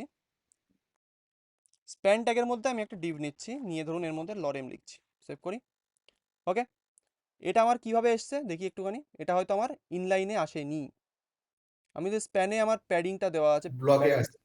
ব্যাকগ্রাউন্ড কালারও দেওয়া আছে, ঠিক আছে। হ্যাঁ, ইনলাইনের মধ্যে ব্লক লিখলে সেটা ব্লক লেভেল হিসেবে আসছে, কিন্তু দেখুন এখানে একটা জিনিস নোটিস করুন, যেটা ইস্যু আসবে, এই যে স্প্যান ট্যাগটা কিন্তু ইনলাইন হিসেবেই আছে এখানে দেখুন, এই যে ছোট্ট একটা ইস্যু, এখানে এইটুকু আর এইটুকু, যেটা আমার ব্যাকগ্রাউন্ড মানে স্প্যান ট্যাগটা যেভাবে আছে আমার ব্যাকগ্রাউন্ড কালার, সেটা কিন্তু এখানে দেখুন দেখাচ্ছে। মানে স্প্যান আমার ইনলাইনে আছে, কিন্তু ডিফটা কিন্তু ব্লক লেভেলে চলে গেছে। ঠিক আছে, খুব সুন্দর একটা এক্সাম্পল, কিন্তু এইভাবে কিন্তু অ্যাকচুয়ালি এটাকে ঠিক ইউজ আছে, করা উচিত থ্যাংক না। ইউ। ডিভের মানে ব্লকের মধ্যে ইনলাইন ইউজ করুন, কোনো অসুবিধা নেই, কিন্তু ইনলাইনের মধ্যে ব্লক ইউজ করবেন না, সেটা পরবর্তী দিনে আপনারা ভালোভাবে দেখতে পারবেন যখন অ্যাসাইনমেন্টগুলো ঠিকঠাকভাবে আসবে। ওকে, চলুন নেক্সট জিনিস, সেটা হচ্ছে আমাদের ইমোজি আর এন্টিটি। নেক্সট জিনিস কি? ইমোজি আর এন্টিটি মানে কি? ইমোজি বলতে আমরা কে কে চিনি, হাত তুলুন একটুখানি। ইমোজি নামটা কে কে শুনেছি? ইমোজি শুনেছি আশা করি অনেকেই। ইমোজি বলতে কি বুঝি, কেউ কি আমাকে একটুখানি বোঝাতে পারবেন?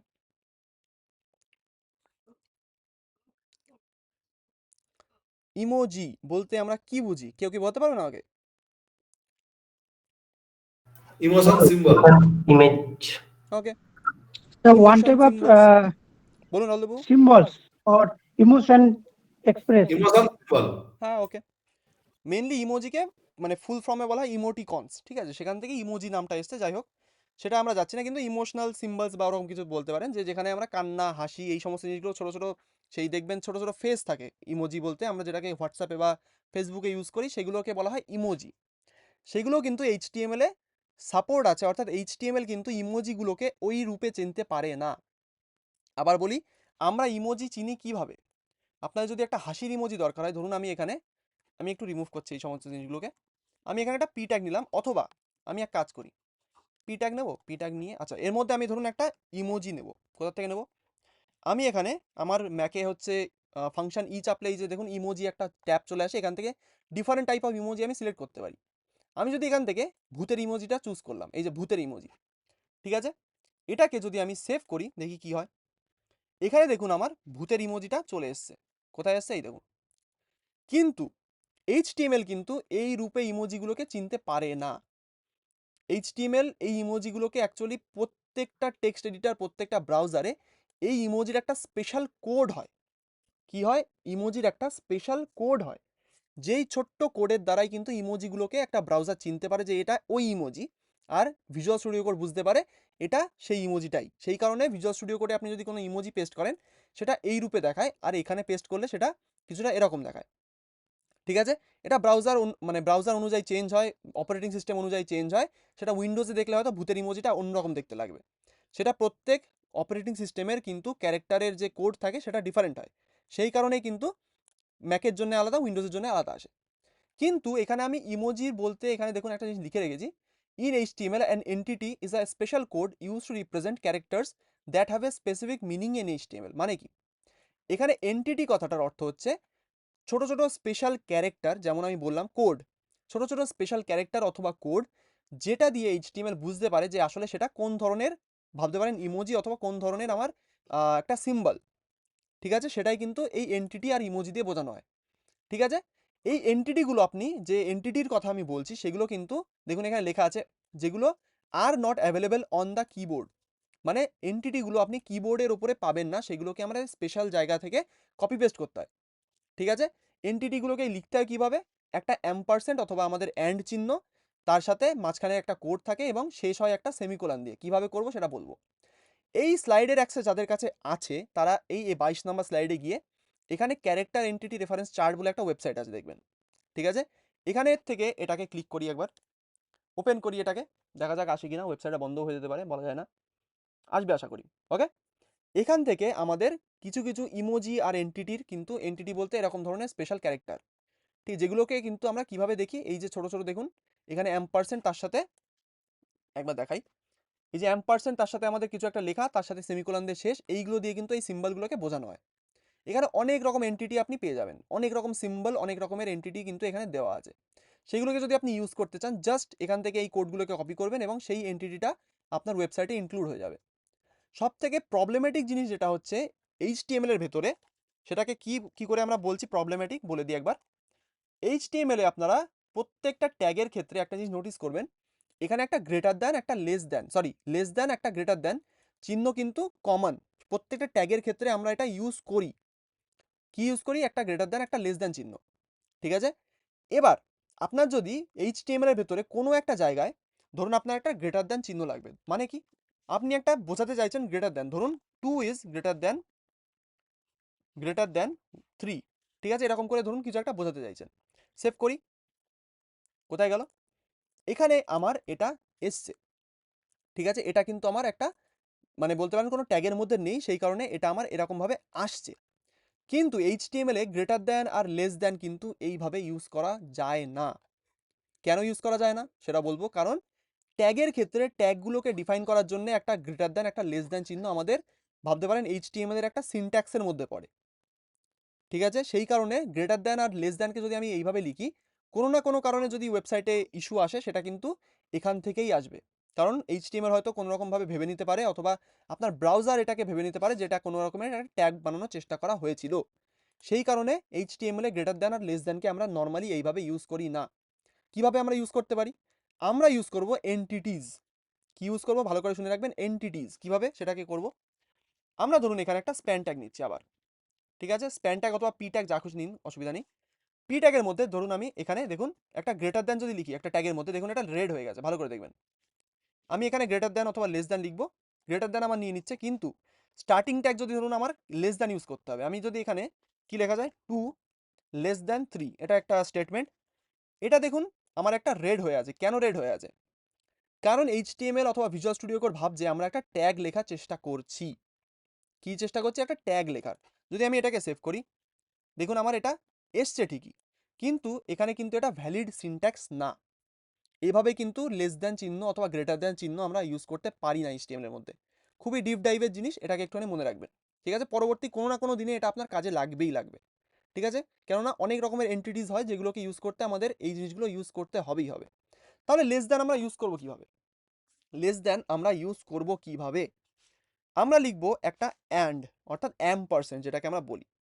লেস দ্যানের জন্য লিখব এলটি।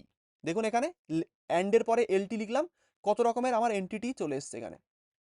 এগুলো কিন্তু সব HTML এর এন্টিটি, অর্থাৎ প্রত্যেকটার একটা মানে আছে, ঠিক আছে? এলটি লিখে আমি যদি একটা সেমিকোলন দিই, দেখুন এটা নীল হয়ে গেছে। কি হয়ে গেছে? নীল হয়ে গেছে। এলটির কথার মানে হচ্ছে লেস দ্যান।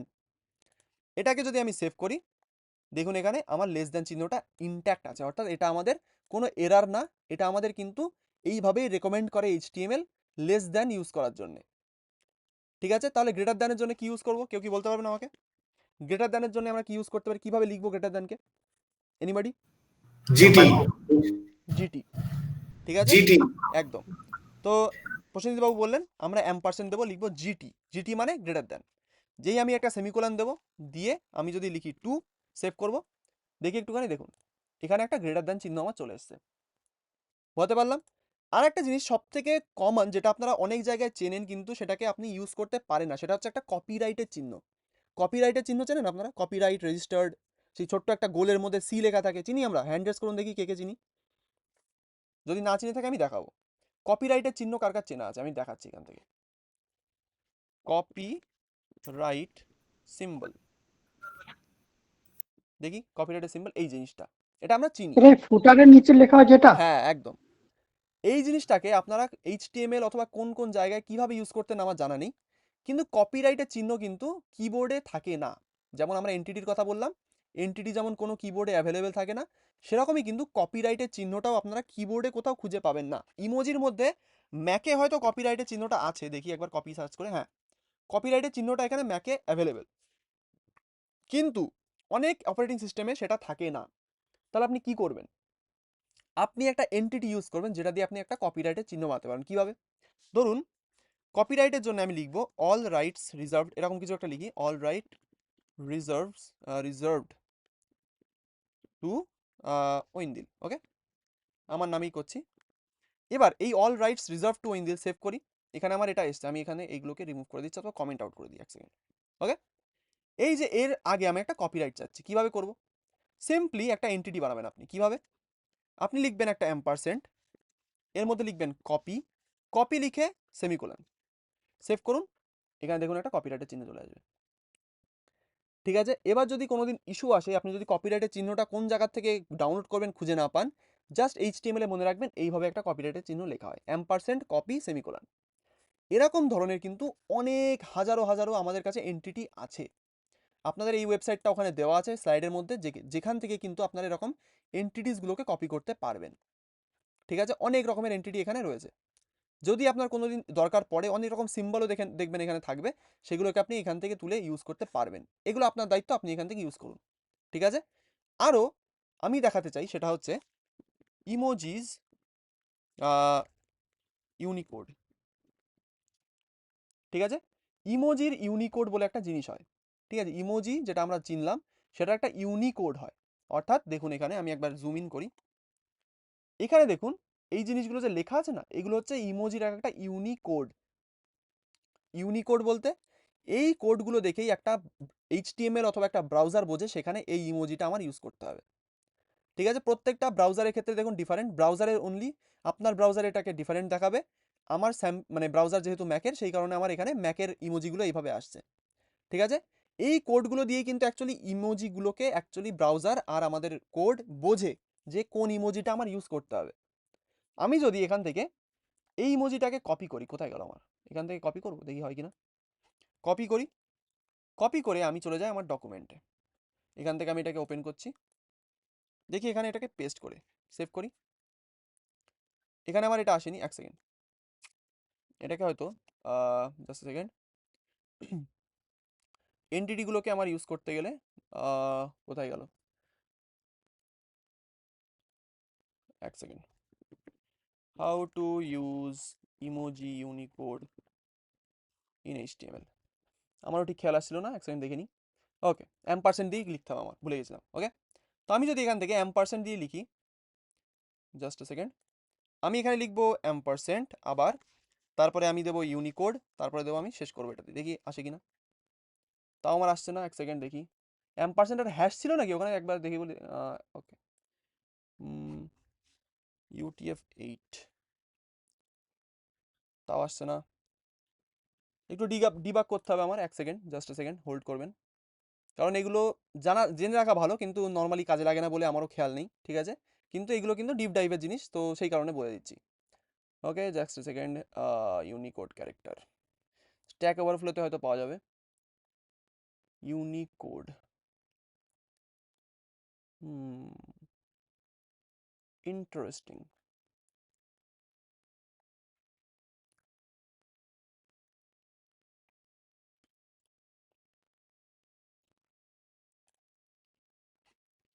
এক সেকেন্ড, আমি একটা পি ট্যাগ নিলাম, এর মধ্যে যদি ইউনিকোড ক্যারেক্টার হ্যাশ দিয়ে না, % দিয়ে আশা করি লিখে, এইভাবে লিখলে আমার কেন আসছে না, এক সেকেন্ড, এইভাবে তো লিখে, আমারও ঠিক খেয়াল আসছে না, এক সেকেন্ড, জাস্ট সেকেন্ড, ওডিএমকে জিজ্ঞেস করি, কোথায় গেল।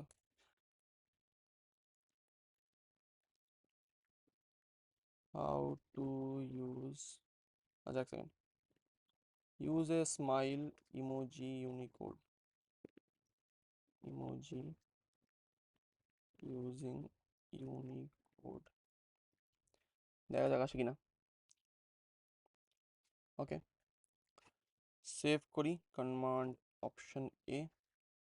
ওকে, তো এখানে ইউনিকোড না, এটা আমার স্পেশাল ক্যারেক্টার একটা থাকে, আমার মনে ছিল না, এটা হচ্ছে একটা স্পেশাল ক্যারেক্টার যেটা দিয়ে আমার ইমোজি এরকম বোঝানো হয়, ঠিক আছে, এটাই একটা ইউনিকোড ভাবতে পারেন, যেটা দিয়ে এই ধরনের দেখুন স্মাইল ইমোজি আছে একটা, সেটার ইউনিকোড হচ্ছে এটা, ঠিক আছে। এগুলোকে ইউজ করার জন্য আমি এখন রেকমেন্ড করব না এইভাবে করার, আমারও খেয়াল ছিল না এই একটাই কারণে, কারণ এইভাবে ইমোজিগুলোকে ইউজ করা হয় না। ইমোজিগুলোকে জাস্ট আপনি কপি পেস্ট করবেন, আপনার কিবোর্ডে এখন শর্টকাট থাকে, সেখান থেকে কপি পেস্ট করলে আপনার এটা চলে আসবে, কিন্তু যেহেতু আমরা অ্যাডভান্স জিনিস করছি সেই কারণে বলে দিচ্ছি কিভাবে এটা করা হয়, ঠিক আছে। প্রত্যেক ইমোজির কিন্তু এরকম একটা ইউনিকোড থাকে, ইউনিকোড বলতে ইউনিক কোড ভাবতে পারেন, যেটা দিয়ে কিন্তু একটা ইমোজিকে ডিফাইন করা হয় যে আসলে কোন ইমোজিটাকে আমি ইউজ করতে চাইছি। আপনার অপারেটিং সিস্টেম, আপনার ব্রাউজার কিন্তু এই কোডটা দেখেই বুঝতে পারছে, দেখুন এখানে আমার একটা এই স্মাইলি ফেসটা দিতে হবে, এটাই কিন্তু স্মাইলি ফেসের একটা ইউনিক কোড, ঠিক আছে। কিন্তু নর্মালি আপনি নিজের কিবোর্ডে ইমোজি ট্যাব খুলবেন, এখান থেকে এই ইমোজিটাকে চুজ করবেন, সেম জিনিস এখানেও দেখতে পারবেন, এই যে, ঠিক আছে। ইউনিকোডগুলো কিভাবে করা হয় এটাই হচ্ছে তার উপায়, বোঝাতে পারলাম। ইউনিকোডের কাজ আমি এখানে সেভ করে রাখছি, এই কোডটা সবাই প্রোভাইড করবো সেই কারণে, এটা হচ্ছে একটা ইউনিক কোড। সেভ করি, এক সেকেন্ড, ইউনিকোড ইমোজি সেভ। ওকে, এখান থেকে গিয়ে আপনারা ইউনিকোডটাকে দেখতে পারবেন।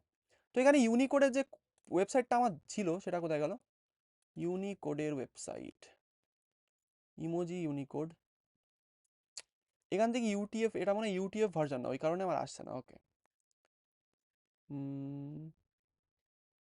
এক সেকেন্ড, একটা ভালো ওয়েবসাইট ছিল সেটা আমার ঠিক খেয়াল আসছে না, আপসাইড ডাউন, কপি এখান থেকে করতে পারবো, এর একটা ইউনিক কোডও থাকে, কোডটা আমার কোথায় গেল, আমি তো ইউজ করতাম খুব আগে, এখান থেকে কপি করলে নর্মালি কপি হচ্ছে, পেস্ট করে দেখি, হ্যাঁ এটা নর্মালি কপি পেস্ট করছে, ইউনিক কোডগুলো আমার লাগবে, অনেক পুরনো পুরনো জিনিস। ওকে, বাইটস UTF-8, আচ্ছা, হুম হুম হুম,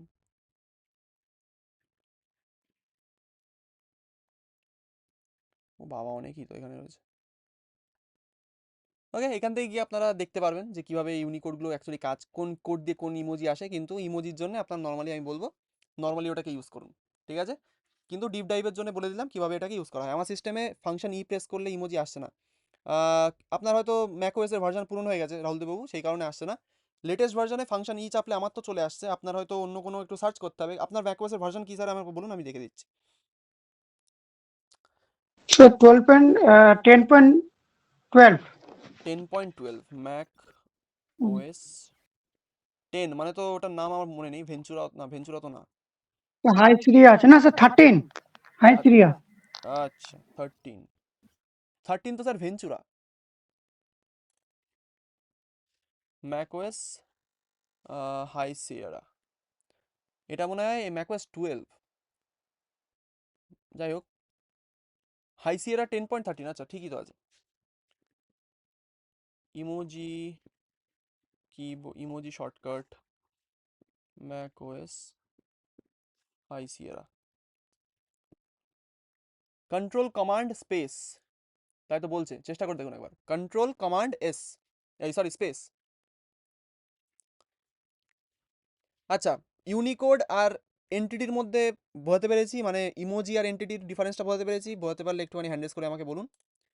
ইমোজির ক্ষেত্রে আরেকবার বলে দিচ্ছি, ইমোজি কিন্তু আমরা নর্মালি ওইভাবে ইউজ করি না। ইমোজির জন্য আপনি কপি পেস্ট করতে পারবেন, কারণ এখন প্রত্যেক ব্রাউজারে ইউনিকোড ক্যারেক্টার সাপোর্ট আছে, সেই কারণে ওটা চলে আসে।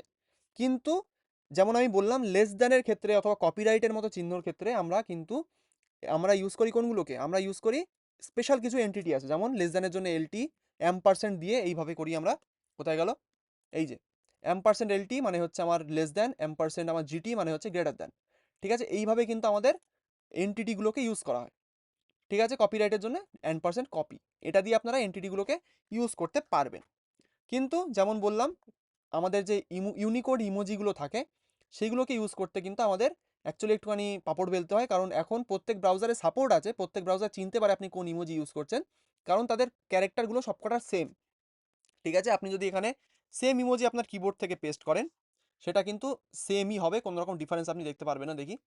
দেখুন এখানে কোনো ডিফারেন্স নেই, দুটোই সেম।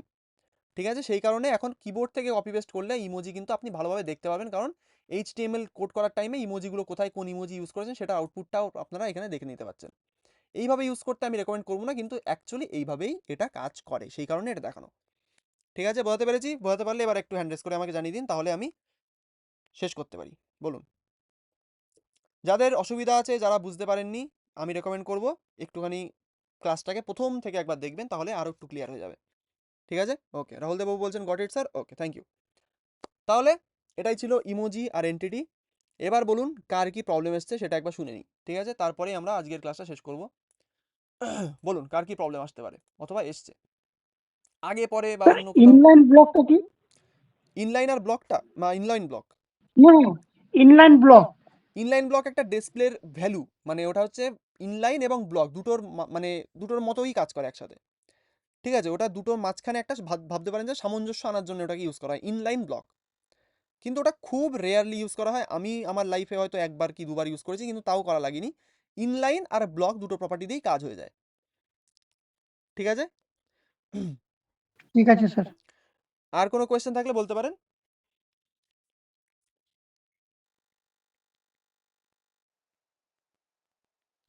বলুন বলুন, কোনো কোয়েশ্চেন কি আছে?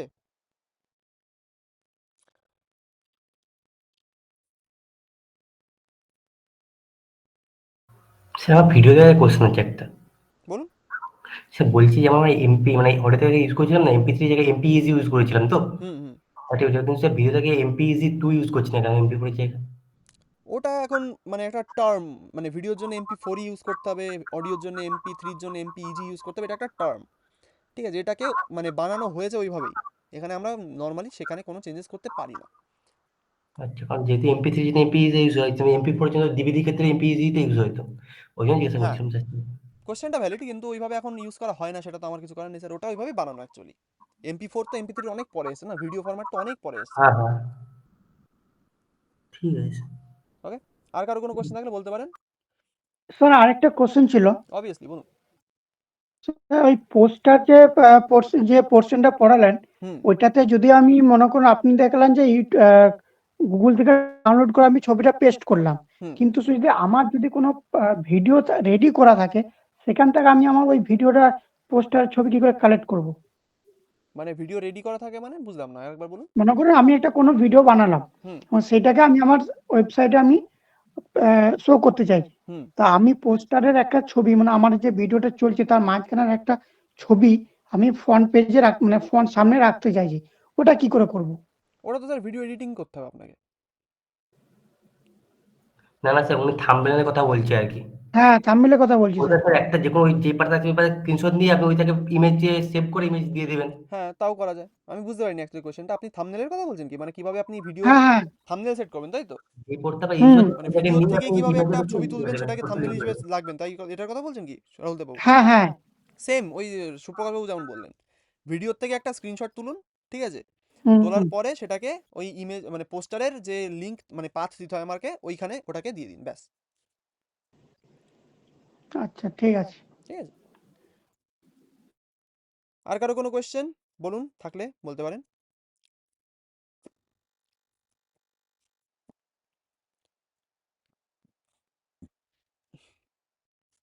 নেই কোনো কোয়েশ্চেন, তাহলে রেকর্ডিংটা অফ করে দিই।